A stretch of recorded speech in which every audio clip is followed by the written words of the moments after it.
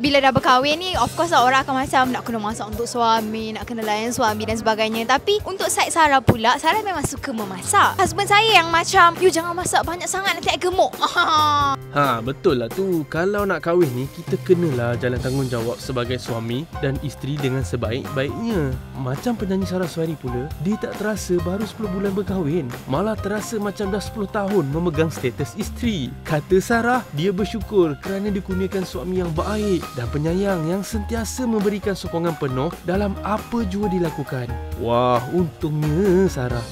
Share lah sikit macam mana kehidupan sekarang ni. Okey ke tu? Wow, 10 bulan macam 10 tahun tu.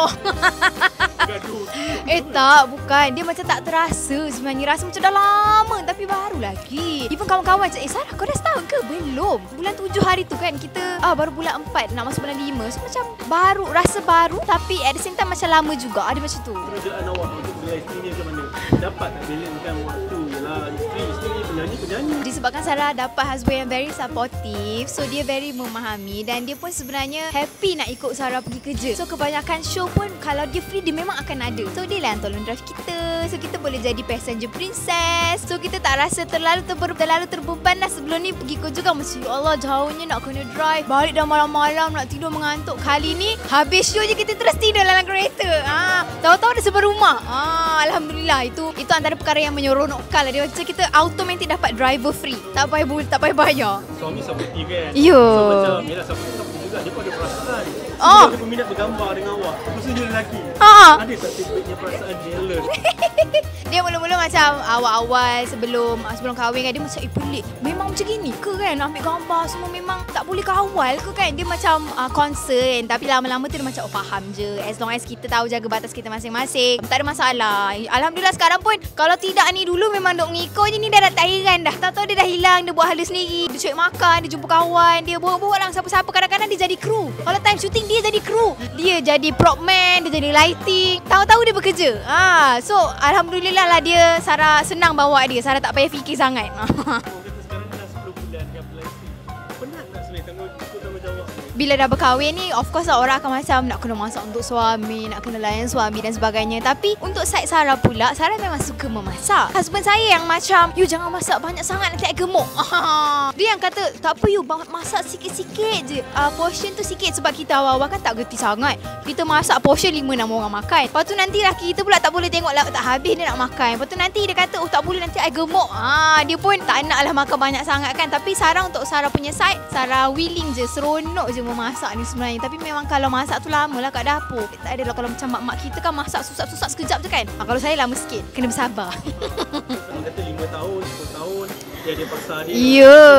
Ya Allah. Ni masih dalam mood honeymoon ni. Nak kata honeymoon tu tidak juga. Sebabnya macam husband Sarah dah ada 3 orang anak. Tapi disebabkan 3 girls dengan mak dia. Tapi memang husband Sarah hantar setiap pagi pergi sekolah. Jadi memang kadang-kadang ada masa Sarah pula ambil dari sekolah. So benda tu dah macam rutin. Kalau Sarah free, kalau ada kekangan mungkin mak dia tak boleh ambil ke, mungkin husband tak boleh ambil ke, so Sarah come to the rescue gitu. Tapi kita okey je sebenarnya. Sebab bukanlah benda tu hari-hari kan, once in a while. So budak-budak pun selalu hujung minggu ada anak nombor 2 kadang datang nak main dengan kucing dan sebagainya. So nak kata macam beban ke apa, dia okey je sebenarnya. Sebab mungkin daripada sebelum kahwin mindset tu dia dah kata okey, awak kahwin dengan ada 2 anak 3, awak ini antara benda-benda yang kena prepare. Sebab dah biasa drive, tak ada masalah. Alhamdulillah. So Sarah macam mana hubungan Sarah dengan anak seperti itu macam okey ke? Macam orang kata bonding tu dah makin rapat. Dia sayang mak dia.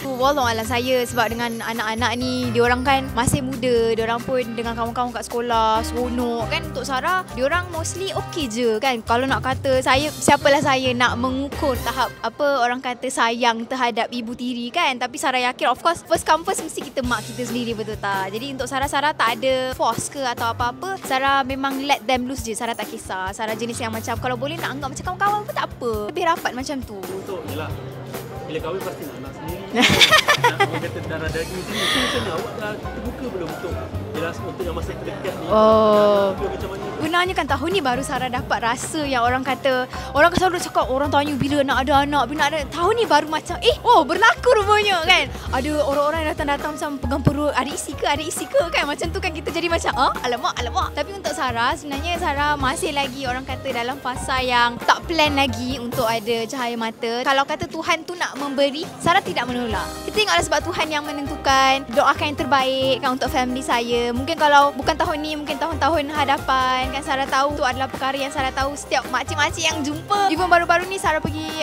berniaga dekat Brunei pun, semua orang yang macam datang jumpa Sarah dah kahwin kan, bila nak ada anak. Kita macam doakan makcik. Dalam Sarah tahu dalam banyak-banyak soalan tu adalah soalan yang mendoakan.